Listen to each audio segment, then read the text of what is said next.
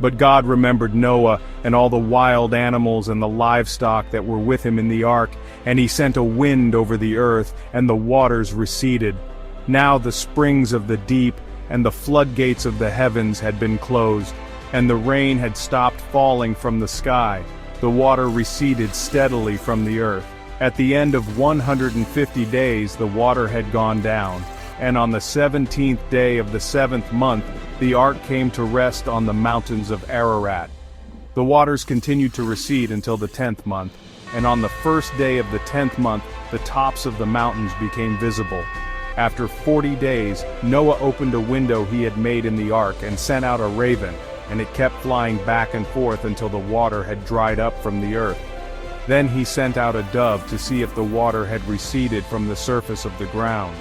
But the dove could find nowhere to perch, because there was water over all the surface of the earth. So it returned to Noah in the ark. He reached out his hand and took the dove and brought it back to himself in the ark. He waited 7 more days and again sent out the dove from the ark. When the dove returned to him in the evening, there in its beak was a freshly plucked olive leaf. Then Noah knew that the water had receded from the earth. He waited 7 more days and sent the dove out again, but this time it did not return to him. By the first day of the 1st month of Noah's 601st year, the water had dried up from the earth. Noah then removed the covering from the ark and saw that the surface of the ground was dry. By the 27th day of the 2nd month the earth was completely dry. Then God said to Noah, "Come out of the ark, you and your wife and your sons and their wives. Bring out every kind of living creature that is with you, the birds, the animals, and all the creatures that move along the ground, so they can multiply on the earth and be fruitful and increase in number on it." So Noah came out, together with his sons and his wife and his sons' wives. All the animals and all the creatures that move along the ground and all the birds, everything that moves on land, came out of the ark, one kind after another. Then Noah built an altar to the Lord, and taking some of all the clean animals and clean birds, he sacrificed burnt offerings on it. The Lord smelled the pleasing aroma and said in his heart, "Never again will I curse the ground because of humans, even though every inclination of the human heart is evil from childhood. And never again will I destroy all living creatures as I have done. As long as the earth endures, seed time and harvest, cold and heat, summer and winter, day and night will never cease."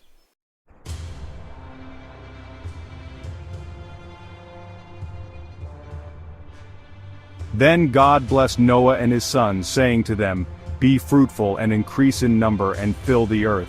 The fear and dread of you will fall on all the beasts of the earth, and on all the birds in the sky, on every creature that moves along the ground, and on all the fish in the sea. They are given into your hands. Everything that lives and moves about will be food for you. Just as I gave you the green plants, I now give you everything. But you must not eat meat that has its lifeblood still in it.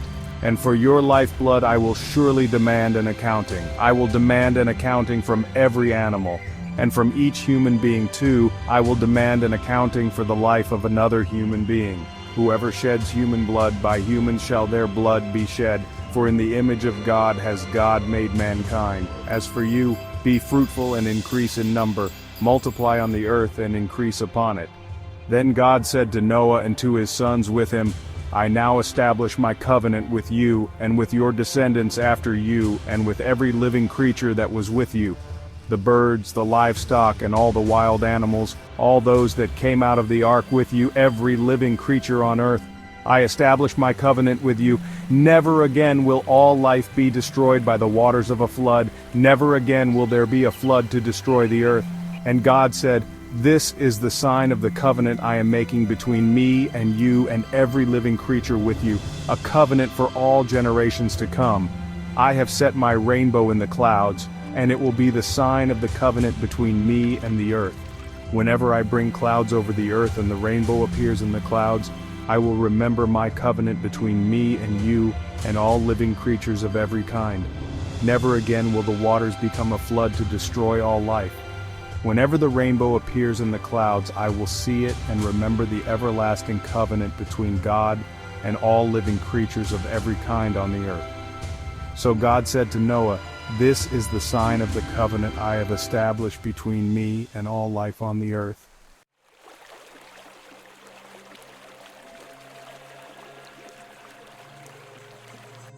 This is the account of Shem, Ham, and Japheth, Noah's sons, who themselves had sons after the flood. The sons of Japheth: Gomer, Magog, Madai, Javan, Tubal, Meshech, and Tiras. The sons of Gomer: Ashkenaz, Riphath, and Togarmah. The sons of Javan: Elisha, Tarshish, the Kittites, and the Rodanites.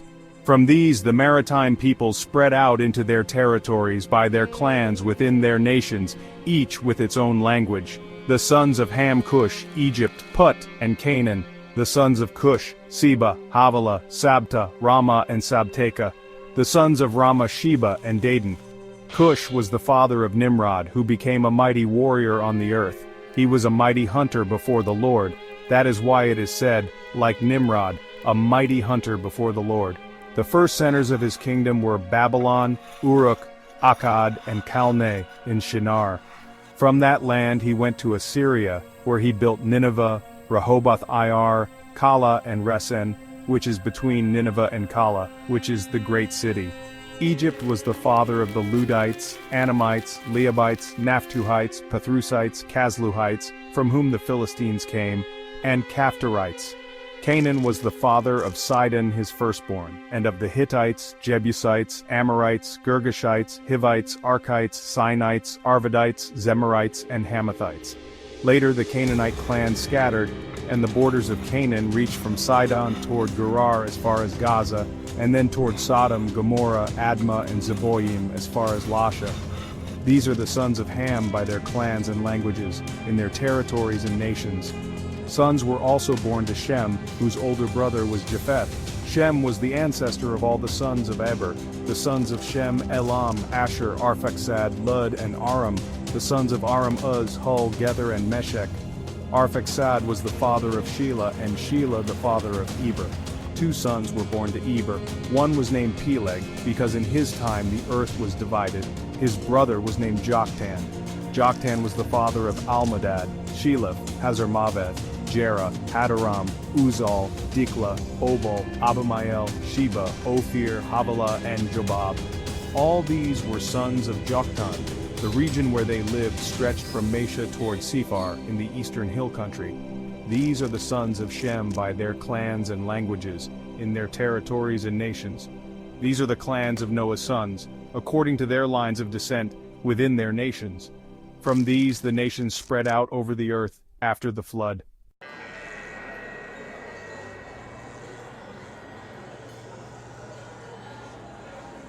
Now the whole world had one language and a common speech. As people moved eastward, they found a plain in Shinar and settled there. They said to each other, "Come, let's make bricks and bake them thoroughly." They used brick instead of stone, and tar for mortar. Then they said, "Come, let us build ourselves a city, with a tower that reaches to the heavens, so that we may make a name for ourselves. Otherwise we will be scattered over the face of the whole earth." But the Lord came down to see the city and the tower the people were building. The Lord said, "If as one people speaking the same language they have begun to do this, then nothing they plan to do will be impossible for them. Come, let us go down and confuse their language so they will not understand each other." So the Lord scattered them from there over all the earth, and they stopped building the city. That is why it was called Babel, because there the Lord confused the language of the whole world. From there the Lord scattered them over the face of the whole earth. This is the account of Shem's family line. 2 years after the flood, when Shem was 100 years old, he became the father of Arphaxad. And after he became the father of Arphaxad, Shem lived 500 years and had other sons and daughters. When Arphaxad had lived 35 years, he became the father of Shelah. And after he became the father of Shelah, Arphaxad lived 403 years and had other sons and daughters. When Shelah had lived 30 years, he became the father of Eber.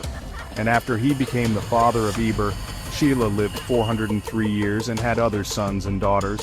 When Eber had lived 34 years, he became the father of Peleg. And after he became the father of Peleg, Eber lived 430 years and had other sons and daughters.